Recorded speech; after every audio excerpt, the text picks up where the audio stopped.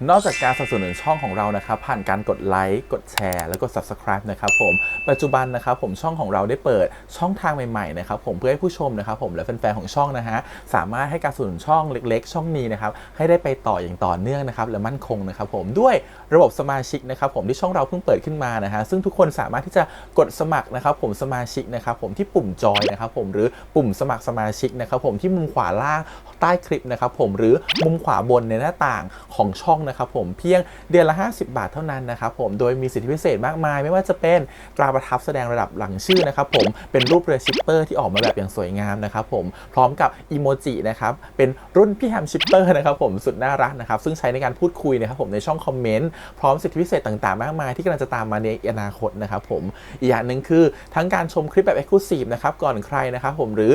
โอกาสที่จะได้ทำกิจกรรมต่างๆร่วมกันในอนาคตนะครับผมก็สำหรับสมาชิกเท่านั้นนะครับผมที่เก็บสิทธิ์นี้เอาไว้ให้กับทุกๆท่านนะครับแต่หากระบบสมาชิกยังไม่หนำใจนะครับผมเรายังมีช่องทางอื่นให้สนับสนุนกันนะครับผมไม่ว่าจะเป็นระบบซุปเปอร์แตงนะครับผมซึ่งหากผู้ชมเนี่ยเจอสัญลักษณ์นะครับรูปหัวใจนะครับผมที่มีดอลลาร์ไซน์นะครับผมหรือสัญลักษณ์รูปเงินดอลลาร์อยู่เนี่ยข้างใต้คลิปใดคลิปหนึ่งเนี่ยสามารถที่จะคลิกนะครับผมเพื่อโดเนทนะครับผมแทนคำขอบคุณนะฮะเพื่อเป็นการสนับสนุนช่องได้นะครับหรือจะเป็นการโดเนทนะครับผ่านบัญชีธนาคารนะครับผมซึ่งได้ใส่รายละเอียดเอาไว้แล้วนะครับข้างใต้คลิปนี้นะครับผมเอาไว้ที่คำบรรยายใต้คลิปนอกจากนั้นนะครับผมเรายังได้เปิด Line Open Chat นะครับซึ่งชื่อว่า ATS Channel Family นะครับผมก็เลยขอเชิญชาวช่องทุกคนนะครับผมเข้าร่วมห้องแชทได้โดยไม่มีค่าใช้จ่ายใดทั้งสิ้นนะครับผมเอาไว้พูดคุยแลกเปลี่ยนข่าวสารกันนะครับผมในครอบครัวของเราและผมได้จัดทำสติกเกอร์ลายรุ่น Lovely พี่แฮมนะครับชิปเปอร์นะครับเอาไว้เป็นสติกเกอร์ที่ใช้พูดคุยกันด้วยนะครับจะได้ใช้คุยกันในกลุ่มก็น่ารักดีนะครับผมหรือจะเอาไปใช้คุยกับเพื่อนๆส่วนตัวก็ได้นะครับไม่ติดอะไรเลยนะครับผมตั้งใจทำออกมามากๆนะฮะเพียงชุดละ35 บาทเท่านั้นนะครับผมใช้ได้ตลอดชีพนะครับผมก็หวังว่าทั้งหมดนี้นะครับผมจะเป็นเรื่องราวดีๆที่จะเกิดขึ้นกับช่องของเราและชาวช่องของเราทุกคนนะครับผมเพื่อมุ่งหน้าต่อไปสู่ปี 2023 ปีนี้และก้าวต่อไปด้วยกันอย่างมั่นคงนะครับผมอย่าลืมสนับสนุนกันนะครับขอบคุณครับ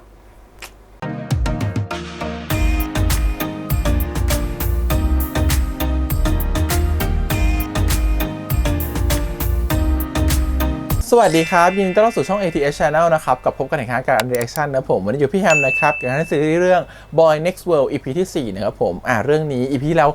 งงอยู่เนาะมีความแบบเขาไม่ได้ยอมเล่าหลายเรื่องไม่ได้งงแล้วกันเขายังกักอยู่ไม่ยอมเล่าหลายเรื่องทำให้เราเดาไม่ถูกว่าตกลงแล้วว่าตัวละครอย่างเซอรัสเนี่ยตกลงเขาเป็นใครกันแน่เขามาจากมิติจริงๆหรือเปล่าหรือแค่อยู่มิตินี้แหละแต่เขาแค่มีความทรงจำจากมิตินึงมาอยู่ในหัวของเขาอันนี้คือสิ่งที่ยังสงสัยอยู่นะครับผมแล้วเราดูสึกว่า EP นี้กับผู้กันเนี่ยจะเป็นยังไงแต่ EP นี้จะหวานมากเพราะน่าจะใกล้เป็นแฟนผู้กันแล้วแหละเพราะผู้กันน่าจะยอมตัวเซอรัสมากพอสมควรแล้วเดี๋ยวเรามาดูกันต่อครับกับ EP ที่4 The Boy Next World นะฮะแต่ก่อนอื่นเราขอบคุณก่อนทางไอฉีอีแล้วก็มีไมวายที่อนุญาตทำ reaction ได้นะครับเหมือนเดิมเนื้อหาสามารถจะเรียกได้แค่ 60% ของเนื้อหาเต็มนะครับเพราะฉะนั้นอาจจะเรียกได้มาสัก30 นาทีถ้าอยากดูเนื้อหาเต็มให้ไปดูที่ไอฉีอีนะครับผมวันนี้มาดูกันต่อกับพี่แฮม EP ที่4ครับไปเลยพี่เซอร์นี่ก็ตัวอุ่นเหมือนกันเนาะเห็นน้อยพี่ก็มีประโยชน์กับผู้อยากได้พี่กลับไปจริงเปล่าฉันหน่อยผู้แค่เป็นห่วงความรู้สึกพี่เซอร์อะพี่เซอร์ตั้งห่างอยากกลับไปหรือเปล่านี่ฝนจริงหรือฝนเทียมเนี่ยแต่เขาบอกมีฉากยากคือต้องรอฝนอยู่มาดูสิสำหรับพี่ขอแค่มีคู่ที่ไหนที่ไปอยู่ได้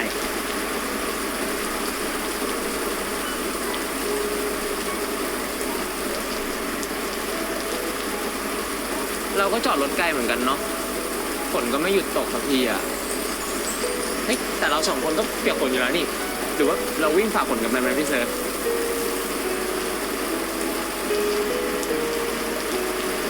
โอ้ครับเรามาหาอะไรกินกันได้ไหม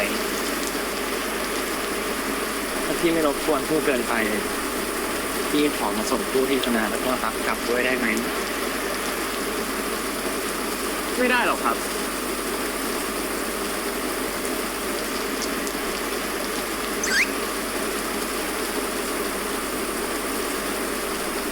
เพราะว่าพรุ่งนี้ผู้มีสัญญาไว้กับไอจินอะว่าจะมามหาลัยพร้อมกัน แต่ถ้าเป็นวันอื่นเนี่ย ก็โอเคนะ จินไอจินเพื่อนพวกไงก็พี่เซอร์ก็เคยเจออ่ะ คนที่มันชอบยืนมองฟ้าไง ไปด้วยกัน2 คนเหรอ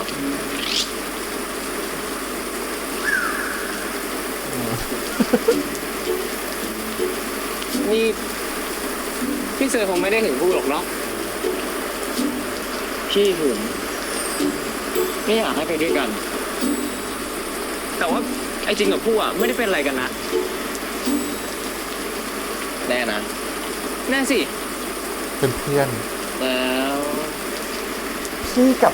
พี่ล่ะ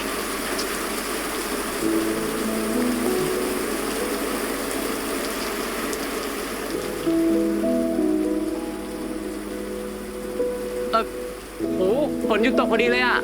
ไปพี่เซอร์กลับบ้านกัน ไม่ตอบพี่จริงๆเหรอเด็กดื้อ โอ้มีสายลุงด้วยอ่ะ ไปกลับบ้านกันดีกว่า อันนี้ผลเทียมแล้ว ไป ไม่ใช่ผลจริงละสั่งได้ อ๋อผู้ลืมบอก พรุ่งนี้ผู้มีนัดดูหนังกับไอจินนะ วิ ระยะห่างที่แคบเข้ามา EP ที่ 4 ครับ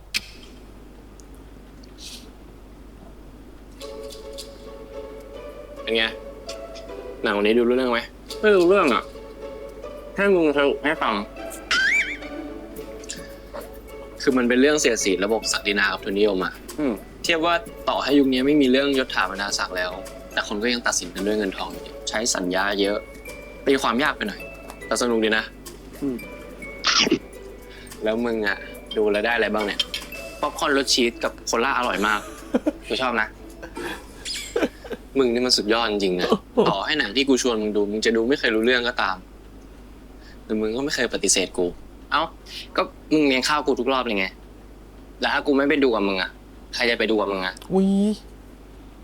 รอเขามีแฟนก่อนเถอะ กับพี่เซอร์เป็นไงบ้างอ่ะ พี่เซอร์พี่เซอร์ทำไมมึงถามถึงเขาทำไมเนี่ยออกมาเนี่ยเขาว่าอะไรไหม อุ้ย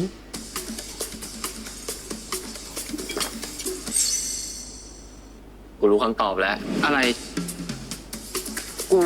ไม่ได้มีอะไรสักหน่อย แค่ออกมาดูหนัง ไม่ได้เป็นอะไรกันด้วย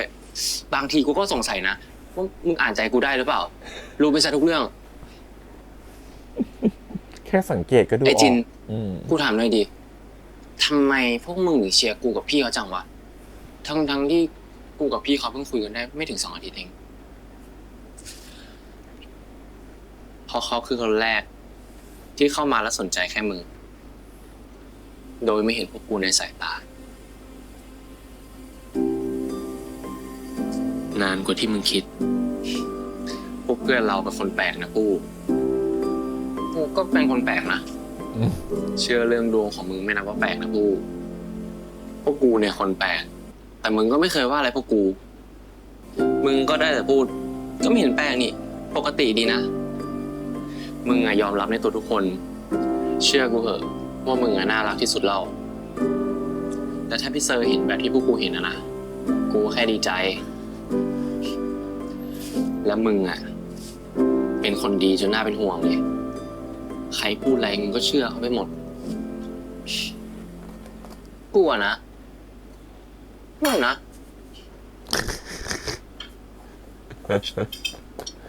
แต่ที่เมื่อกี้จินบอกเนี่ยแสดงว่าเขาเคยสังเกตเห็น กู มานานแล้ว มึงเจอพี่สิงโตบ้างปะพี่สิงโต ว่าพี่เซอร์แอบมองผู้มานานแล้ว สิงโตนำโชคเหรอรุ่นพี่มึง อ๋อ พี่วิมเหรอ ไม่อ่ะ ไม่เจอเลย ทำไมอ่ะ เปล่า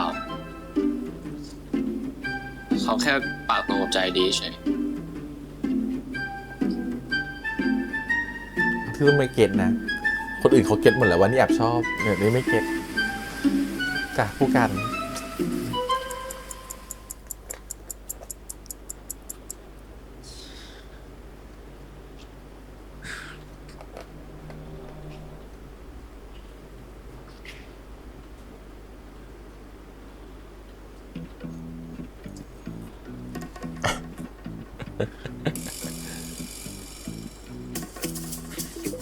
เอ้า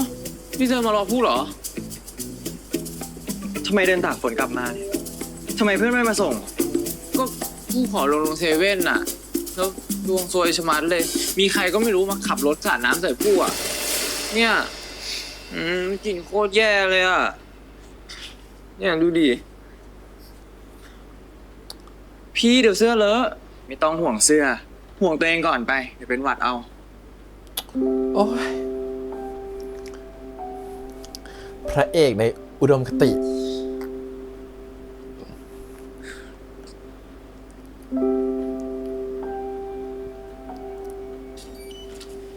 นี่เลย เฮ้ย พี่น้ำมันหยดอ่ะ ห่วงอะไรพื้น ก็กลิ่นมันไม่โอเค ไม่เป็นไรเดี๋ยวพี่เช็ดให้ เป็นไม่ ไม่เอาปล่อย หมันนี่เลย เอ้ยพี่ทำอะไรเนี่ย ปล่อยผู้นะ กลิ่นมันไม่โอเคนะพี่ ผู้ไม่ได้ดื้อนะ พี่นั่นแหละปล่อยผู้เอ้ย พี่เซอร์ปล่อย ตัวเย็นหมดแล้วเนี่ย ก็ผู้ไปตากฝนมา เอ้ยพี่ทำอะไร อย่าดื้อสิผู้ ผู้ไม่ได้ดื้อนะ พี่นั่นแหละจะทำอะไร ถ้าไม่ดื้อเนี่ยพี่ยอมให้พี่อาบน้ำให้ซะให้ดี เฮ้ย เยอะไปแล้ว อย่าดื้อสิผู้ ผู้ไม่ได้ดื้อนะ พี่นั่นแหละ ทำไมพี่ทำไม ก็พี่จะถอดเสื้อผู้อ่ะ ถ้าไม่ถอดเนี่ยมันจะอาบน้ำได้ไหม ถึงพี่จะเคยเห็นผู้กันคนนั้นโป๊อ่ะ แต่มันไม่ใช่ผู้กันคนนี้นะ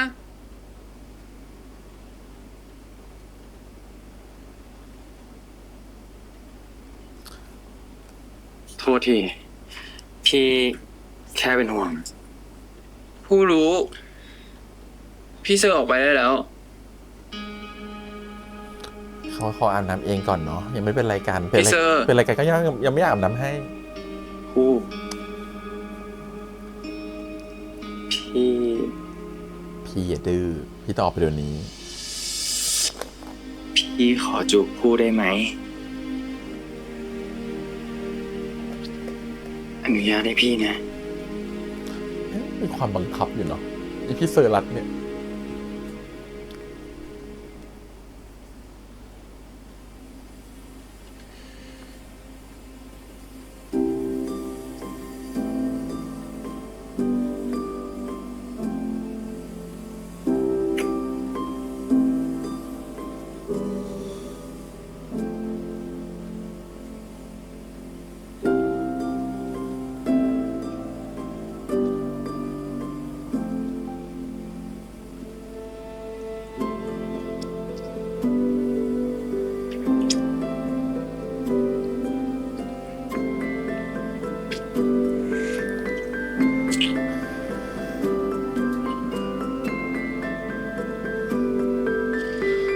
พี่เซอร์ออกไปได้แล้ว พี่ดีใจนะ ดีใจอะไรอ่ะ ที่ผู้รู้สึกกับพี่เหมือนกัน อุ๊ย เฮ้ย พี่พูดอะไรเนี่ย พี่คิดว่าผมอายไม่เป็นเหรอ ออกไปเลยนะ ออกไปเลย แกล้งคนไม่เคยสนุกมากไหม ไม่เคยหรอ ไม่เคยเด็กน้อยไหมล่ะ ออกไปเลยนะ ออกไป แกล้งคนไม่เคยสนุกมากไหม ไม่รู้แหละ ถ้าผู้หายเขินเมื่อไหร่อ่ะ พี่ต้องมาเช็ดพื้นให้ผู้ด้วย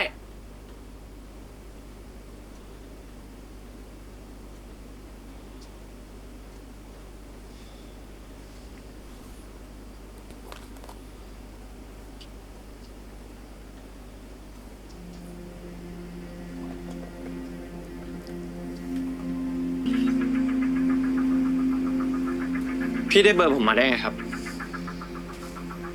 โอ้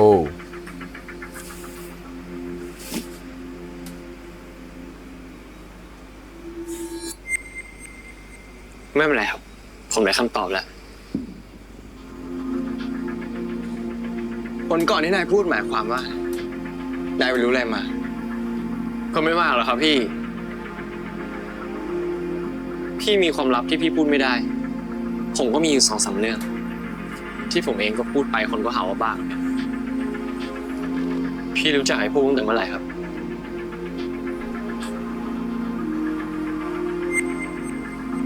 แล้วพี่เริ่มชอบมันตั้งแต่ตอนไหน แล้วพี่รู้ได้ไงครับ ว่ามันจะเข้าเรียนที่นี่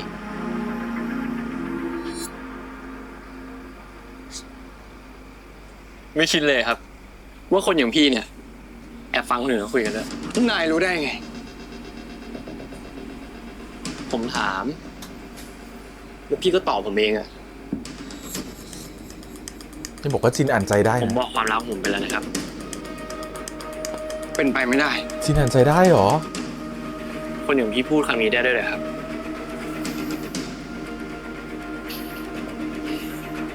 ไม่ต้องห่วงนะพี่ ผมไม่ได้จะเข้ามาเป็นศัตรูกับพี่ ขอแค่พี่ไม่ทำร้ายเพื่อนผม ผมก็พร้อมเอาใจช่วยพี่เสมอ เอาจริงๆอ่ะ ผมก็ทำอย่างนี้มาจะ2 ปีแล้วพี่ น่าจะตั้งแต่ที่ผมเริ่มรู้จักผู้อะเพราะเมื่อผมรู้จักมัน ผมก็รู้จักพี่เหมือนกันครับ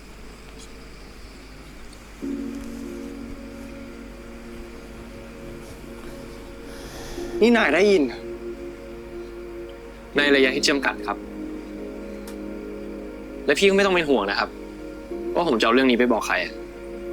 ไอ้คู่มันควรได้ยินจากปากพี่เองและพี่ไม่จำเป็นต้องหึงผมกับมันด้วย ผมแค่สบายใจที่อยู่กับคนที่ไม่มีข้างนอกข้างในเฉย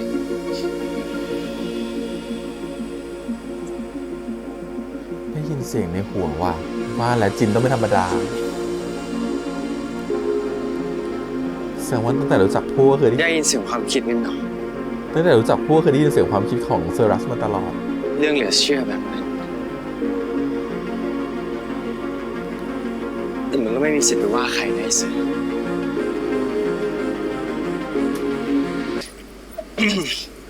ไหนเรื่องมันเป็นยังไง บอกกูดิ คือ ถอยออกไปหน่อยได้ไหม โอ้ยพี่เจอเวลาพูดแล้วงั้นเราไปกันดีกว่า สวัสดีค่ะ สวัสดีค่ะ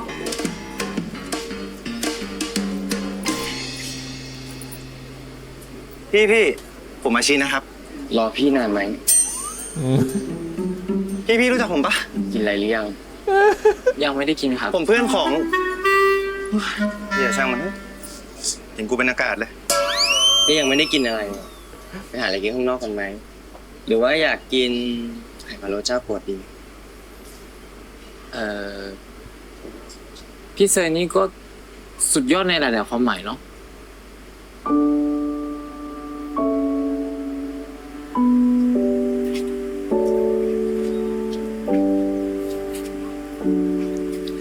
มีอะไรอยากบอกพี่หรือเปล่า ก็พี่เซอร์รู้ไหมว่าเพื่อนๆผู้อ่ะ ชอบพูดถึงพี่เซอร์นะ คนที่คณะรุ่นน้อง รุ่นพี่ พอพูดได้มาคุยกับพี่เซอร์อ่ะผู้เลยรู้ว่าคนรอบตัวผู้อ่ะ พูดถึงพี่เซอร์เยอะมากเลยอ่ะ ไม่ต้องไปสนใจพวกนั้นหรอกผู้ไม่ได้สนใจผู้แค่เสียดายอ่ะ เรื่องอะไรอ่ะ ก็ถ้าผู้สังเกตอ่ะ เราคงได้รู้จักกันเร็วกว่านี้ แล้วผู้ก็คงได้รู้จักพี่เซอร์ในโลกนี้ด้วย พี่เซอร์ว่าพี่เซอร์ในโลกเนี้ยจะชอบผู้ปะ ชอบสิ รู้ได้ไง อาจจะไม่ชอบก็ได้นะ ก็พูดทั้งอองแล้วก็ด้วยอ่ะ น่ารักขนาดนี้เนี่ยพี่ไม่ชอบได้ไง น่ารักตรงไหน ไม่เห็นน่ารักดิ ก็ตรงนี้นี่ไง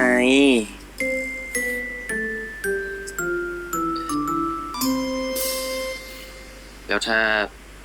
คู่เจอพี่โลกนี้เนี่ย ก็ช่วยใจดีกับเขาเหมือนกับพี่ตอนนี้เลยนะ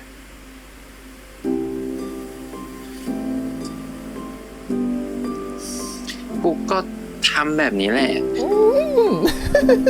ไปกินชาบูกันไหมพี่เซอร์ผู้อยากกินชาบูอ่ะ เขิน หิ มาว เฉย เปลี่ยนเรื่องนะ เปล่าซะหน่อย ใครอ่ะอุ้ยน้ำมาสัตว์ตกใจ คนนี้คือใคร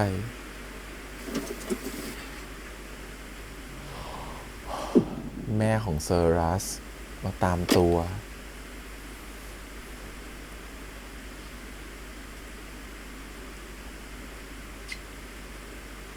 สวัสดีครับคุณรเมศ โอ้โห ตัวสูงกว่าเพชร มีอะไร ตัวสูงกว่าบอสอีกอะ คุณราตรีอยากพบคุณเมธครับ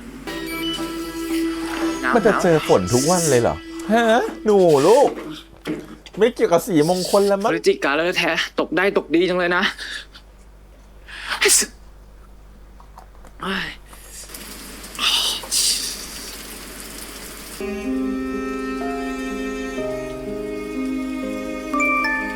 ถึงห้องแล้วบอกพี่หน่อยนะเซอร์รัตพิมพ์มาพูดถึงห้องแล้วไลน์บอกพี่หน่อยนะ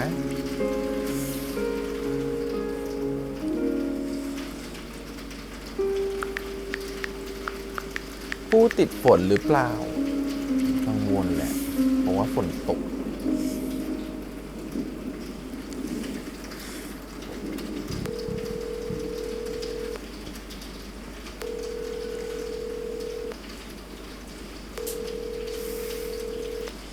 อยู่ในห้องน้ำไม่ได้รับ ถ้าผู้เห็นไลน์พี่ช่วยตอบหน่อยนะ เป็นคนขี้กังวลอยู่เนาะเป็นคนตามจี้อยู่เหมือนหลงด้วยแหละ ชอบมาก รักมาก พี่อาจจะรำคาญแต่พี่เป็นห่วง รู้ตัวด้วยว่าตัวเองรำคาญน่ารำคาญ คุณราตรีบอกว่าจะกลับช้าหน่อยครับ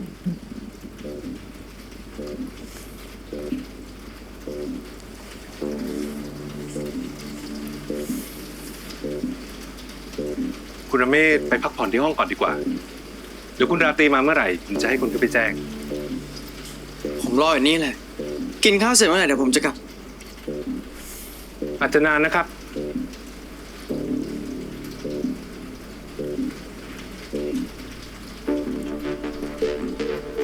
คุณมีสิทธิ์สั่งผมแต่เมื่อไหร่ ผมแค่แจ้งตามที่คุณแม่สั่งครับ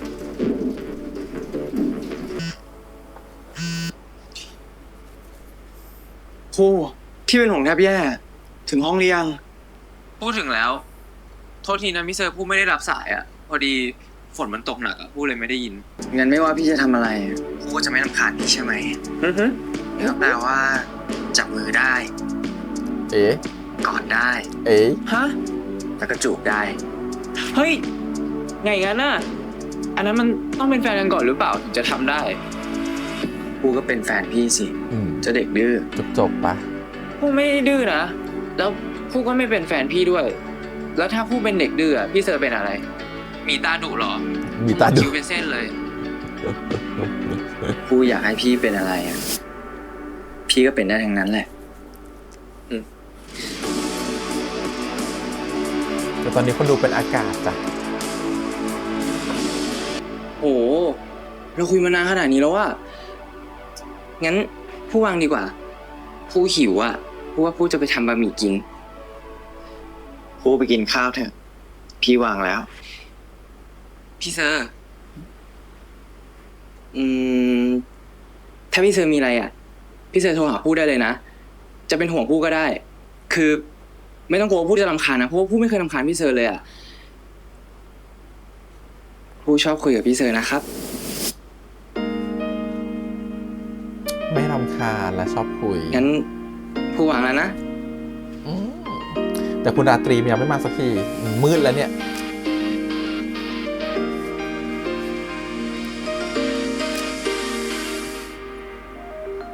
เราก็ชอบคนเนี้ย5 ทุ่มแม่ยังไม่มาเลยจ้ะ กินอะไรกันก่อนจะดินเนอร์วันนี้จะได้กินไหมเนี่ยคุณแม่ มือค่ำจะได้กินไหมก่อน คุณเมธจะไปไหนครับ ผมจะกลับ กลับไม่ได้ครับ คุณราตรีบอกว่ามีเรื่องจะคุยกับคุณ คุณราตรีอยากคุยเรื่องหลังจากที่คุณเรียนจบด้วยครับ ผมมา ไปทำอีท่าไหน คุยกันอยู่ ถึงได้ป่วยนะเราฮะ ผู้ตากฝนแค่2 วันเอง อย่างนี้เขาเรียกว่ากรรมตามสนองรู้ไหม ใครบอก เดี๋ยวนี้ผู้นอนเร็วเหอะ พอมีคนมาบอกฝันดีปุ๊บผู้ก็นอนปั๊บ อวดแม่นะเนี่ย เอ๊ะ ใครบอกฝันดีผู้ นี่ไม่ได้คุยกับม้าแป๊บเดียว ลูกม้ามีคนบอกฝันดีแล้วเหรอ เผลอแล้วล่ะ ผู้ไม่บอกมาหรอก โอ้ ไว้มากลับมา แล้วผู้จะเล่าให้ฟัง มา ผู้อยากกินแกงส้มชะอมไข่ฝีมือม้า ขอโทษนะลูก ม้าคงยังไม่กลับเร็วๆนี้ ม้ายังทำใจกลับไทยช่วงนี้ไม่ได้จริง ผู้ล้อเล่นอ่ะม้า จริงๆอ่ะแถวหอผู้อ่ะมีแกงส้มชะอมไข่เจ้าหนึ่งอ่ะอร่อยมากเลยนะ เดี๋ยวผู้กินเจ้านั้นก็ได้ ใกล้วันตายของคุณปาเนาะพอคุยกันเรื่องนี้แม่ก็ทำใจไม่ได้ ผู้คิดถึงป้ากับม้าจัง แล้วก็คิดถึงปาที่เสียไปแล้วเขาต้องทำตัวให้ดูแข็งแกร่งตลอดเวลาเพื่อให้ม้าสบายใจอ่ะจริงๆลึกๆไม่ได้อยากจะแข็งแกร่งขนาดนั้นอยากจะแบบกอดสองคนอยากจะอยู่กับคนอยากอยู่กับแม่ ป้าห้ามดุผู้นะ ที่ผู้ร้องไห้อ่ะเพราะผู้ป่วยต่างหาก น่าเอ็นดู มาแล้วเหรอ น่ากลัวมากเลย คุณบอกคุณมีธุระจะคุยกับผม แกไม่ทำตามกฎ ผมไม่คิดว่าผมจะละเมิดกฎข้อไหนของคุณเลยนะ กดเยอะมาก ยังมีอีกข้อหนึ่ง ห้ามมีแฟนด้วยเหรอ ห้ามเจอพ่อแก คุณพูดว่า คุณจะไม่เจอผู้ชายคนนั้นอีก ไม่ใช่ผมห้ามเจอผู้ชายคนนั้นอีก นี่แกกล้าเถียงฉันตั้งแต่เมื่อไหร่ ผมอธิบาย นี่เป็นเพราะพ่อแกใช่ไหมถึงได้กล้าแข่งข้อกับฉันแบบนี้ แม่เป็นอะไรก่อนอะแม่เป็นบ้าอะไรก่อน แล้วที่แกยุ่งกับเด็กผู้ชายคนนั้น พ่อแกสั่งให้ทำลายชื่อเสียงฉันใช่ไหม ไม่ว่าคุณจะเชื่อยังไงก็ตาม ผมก็คบกับเด็กคนนั้นจริง แกจะทำอะไรก็เรื่องของแก แต่เมื่อไหร่ที่แกเรียนจบ ชีวิตของแกก็จะเป็นของฉัน และเมื่อนนั้น พ่อของแกก็ช่วยอะไรแกไม่ได้ ดูเป็นแบบครอบครัวแบบ ไม่อยากจะพูดว่าพิกลทางจิต ๆ ว่าไงครับพี่เซอร์ทำไมเสียงเป็นงั้นนะพูดเป็นไรหรือเปล่า เมื่อไหร่พี่เซอร์จะมาเหรอครับนี่ผู้ไม่สบายใช่ไหมเนี่ยผู้เปล่าไม่สบายจริงๆนะ พี่เซอร์เชื่อผู้สิ เสียงก่อยขนาดนี้ เด็กเดือยครับ พี่เชื่อแล้ว ผู้อยากกิน แกงส้มชะอมไข่ พี่เซอร์ซื้อให้ผู้หน่อยได้ไหม เดี๋ยวพี่ซื้อเข้าไปให้นะ แล้วอย่างอื่นล่ะ เจลลดไข้แต่ผู้ไม่ได้ไม่สบายนะ แค่ฝากซื้อเฉยๆอะ โอ้ยพูดลูก ครับ กลัวโดนดุ พี่เชื่อแล้วว่าผู้สบายดีงั้นผู้วางนะพี่เซอร์ครับ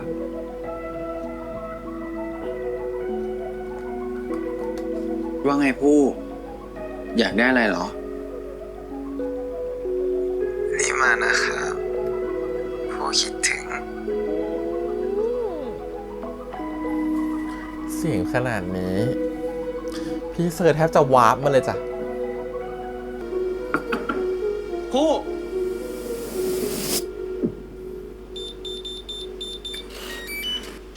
ผู้ ผู้ น้องหมดสติเหรอ ไข้ขึ้นสูงเหรอ ผู้พี่มาแล้ว เอ้า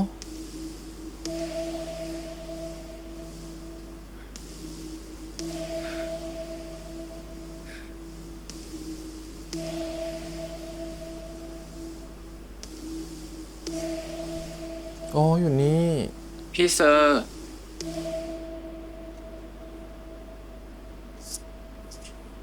ผู้ป่วยอะ ใจหายใจคว่ำฉันนึกว่าหลุดไปอีกมิติหนึ่งโถ พี่มาครับจริงพี่มาแล้วไม่เป็นไรแล้วนะ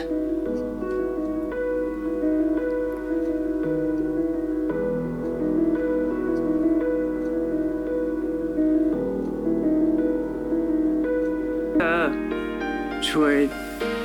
ดูแล พูดตลอดไปเลยได้ไหม ทำไมพี่เซอร์ถึงอยู่กับผู้ได้ล่ะคะ ผู้ป่วยอ่ะ พี่เซอร์ก็เลยมาค้าง ขังด้วยกันเหรอ ผมขอคุยกับเพื่อนพี่ได้ปะเดือนหน้าไปดูหนังกับผมไหม ไอเด็กเปรต พี่เซอร์เคยบอกว่าพี่เซอร์ไม่เคยเล่นสนุกเลยใช่ไหม พี่เซอร์ถ่ายรูปกัน รู้สึกไงบ้างอะที่ได้เห็นอนาคตที่ต่างออกไป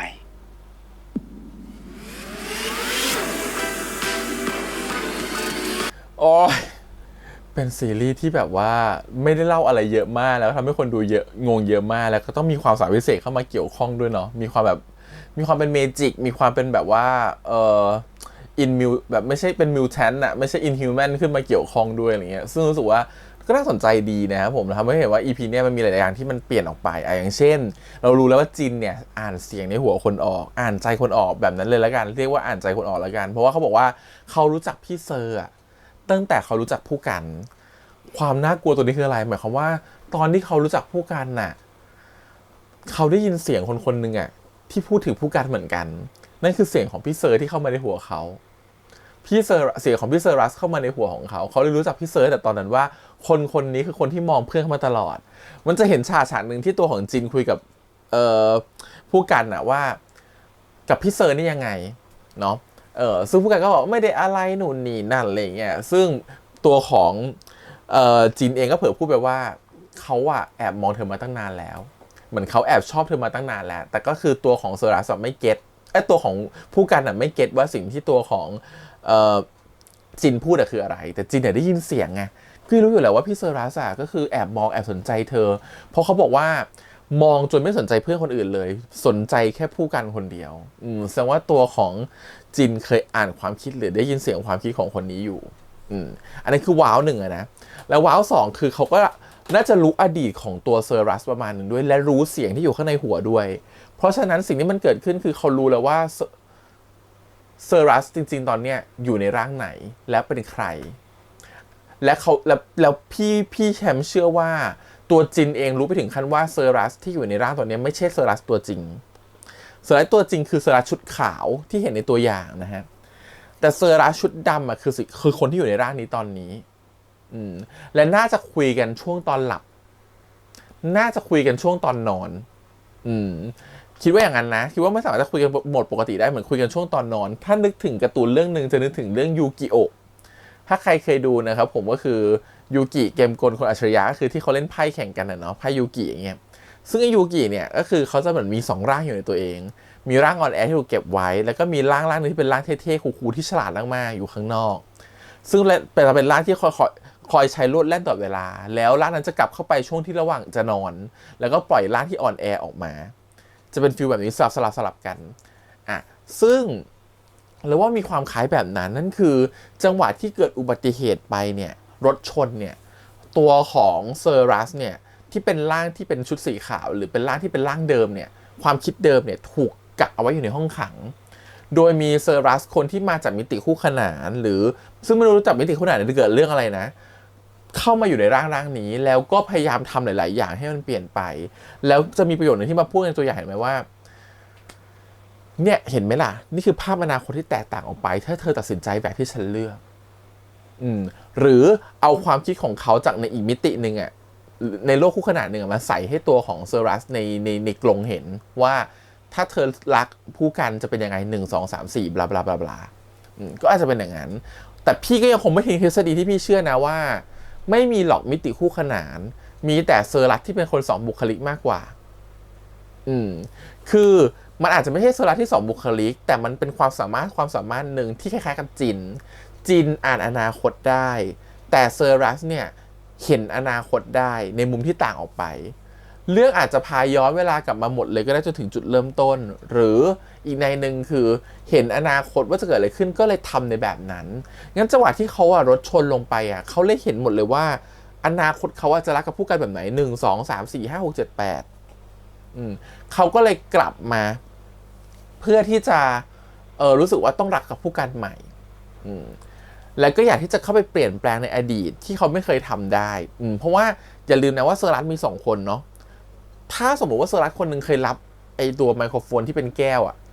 ไอตัวที่คุยกันที่เป็นแก้วโทรศัพท์ที่เป็นแก้วเนี่ยคุยกันกับเซอร์รัสคนนี้ที่ไม่เคยรับมันคือคน2คนแล้วถูกไหม ฉะนั้นมันให้เห็นว่าถ้าเปลี่ยนถ้าแค่วันนั้นรับอะอนาคตจะเปลี่ยนแปลงไปยังไงแล้วถือว่ามันเป็นเรื่องของเส้นเวลามากกว่านะครับคือมันเป็นเหมือนโลกคู่ขนานที่จุดตัดสินใจคือจุดที่ตอนรับโทรศัพท์จากแก้วคือถ้ารับสายความสัมพันธ์จะเป็นอีกแบบหนึ่งเลยก็คือเหมือนที่เราเห็นกันโหหวานมากกับอีกแบบหนึ่งคือถ้าไม่รับสายความสัมพันธ์ก็จะเป็นแบบเนี้ยมาเรื่อยๆแต่เผอิญว่าคนเนี้ยเกิดอุบัติเหตุตุ้มขึ้นมามันเลยเหมือนกันว่าเส้นคู่ขนานเนี่ยคนที่อยู่เส้นคู่ขนานเนี่ยต้องความทรงจำของเส้นคู่ขนานเนี่ยมันลงมาทับความทรงจำของเส้นคู่ขนานนี้แทนกลายเป็นว่าคนเนี้ยเห็นหมดเลยว่าถ้าวันนั้นฉันตัดสินใจรับโทรศัพท์อะความสัมพันธ์ฉันจะเป็นยังไงเดินทางต่อไปเพราะฉะนั้นวันนี้มันเลยเหมือนกับว่าคนเนี้ยไม่ได้เข้ามาอยู่ในร่างนี้นะแต่แค่ความทรงจำมันไหลเข้ามาเจอกัน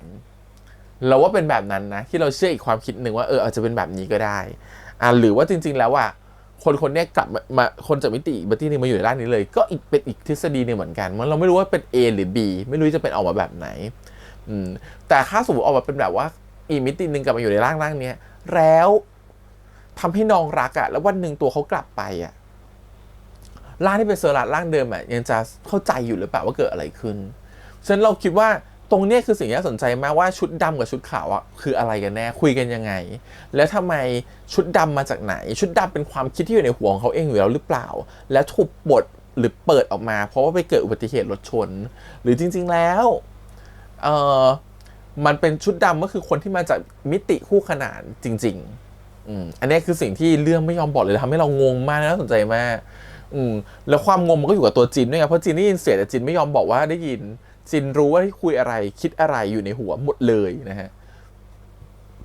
ก็เลยคิดว่าถ้าจินมีความสามารถพิเศษ maybe นะ maybe ว่าเซอร์รัสอาจจะมีความสามารถพิเศษเหมือนกันก็ได้นั่นคือความสามารถที่จะสร้าง2บุคลิกขึ้นมาทับซ้อนกันเวลาที่ตัวเองเกิดอุบัติเหตุเราเก็บบุคลิกที่เป็นอ่อนแอไว้แล้วเอาบุคลิกที่เป็นด้านโหดออกมาเป็น2บุคลิกเพราะอะไรเพราะบ้านเนี่ยครอบครัวของเซอร์รัสถูกเลี้ยงแบบผิดปกติ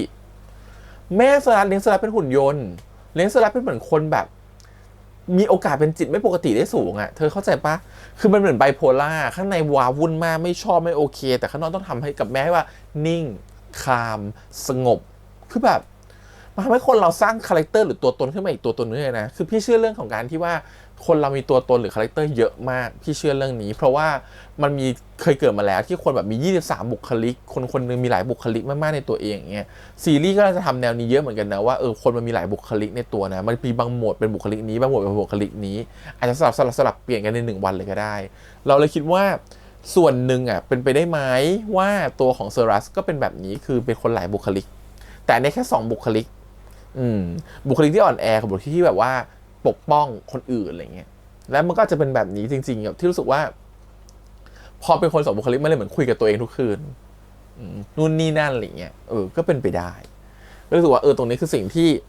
เรื่องมันไม่บอกแต่ก็เป็นอะไรที่น่ารอลุ้นแล้วก็สนใจและติดตามไปด้วยกันอะไรเงี้ยก็ส่วนความรักรู้อยู่แล้วความรักมันรักมากอยู่แล้วที่น่าสนใจว่า EP นี้คือการที่จินคุยกับตัวเซอรัสมากกว่าเพราะจินคือแบบโหทึ่งมากที่เห็นพลังของจินอย่างนี้ก็คือน่ากลัวเนาะได้ยินเสียงของทุกคนมันก็จะมีความแบบว่าเสียงเขามาเข้าหูโดยที่เราอยากรู้หรือไม่อยากรู้มันก็เข้าหัวเราหมดเลยอะไรเงี้ยโอ้น่าสนใจถือว่าเรื่องมันยกระดับความเข้มข้นขึ้นละกันนะครับผมส่วนเรื่องของแม่เซอรัสเนี่ยน่าสนใจมากว่าแกเป็นบ้าอะไรคือทำไมต้องเลี้ยงลูกออกมาแบบนี้ต้องเลี้ยงลูกเป็นหุ่นยนต์อะถ้าจะเข้าข้างสักหน่อยก็อาจจะเป็นไปได้ว่าแม่เซอรัสอะเคยโดนคุณพ่อทิ้งมา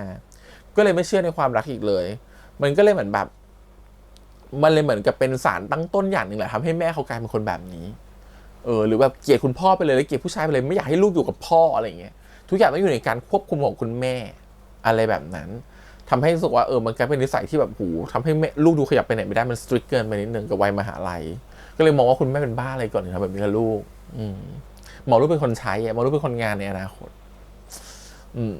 โอเคก็ประมาณนี้ครับผมกับ The Boy Next World EP ที่4นะครับเดี๋ยวเราติดตามกันใหม่สัปดาห์หน้าคิดว่าน่าจะยกระดับความเข้มข้นขึ้นแล้วทั้งในความสัมพันธ์แล้วก็ความจริงที่จะปรากฏออกมานะฮะงั้นวันนี้ประมาณนี้ก่อนขอบคุณอีกครั้งฝากกดไลค์กด subscribe เดี๋ยวได้เสียงทาง YouTube Instagram Twitter แล้วก็ Facebook วันนี้พี่แอมไปก่อนนะครับบ๊ายบาย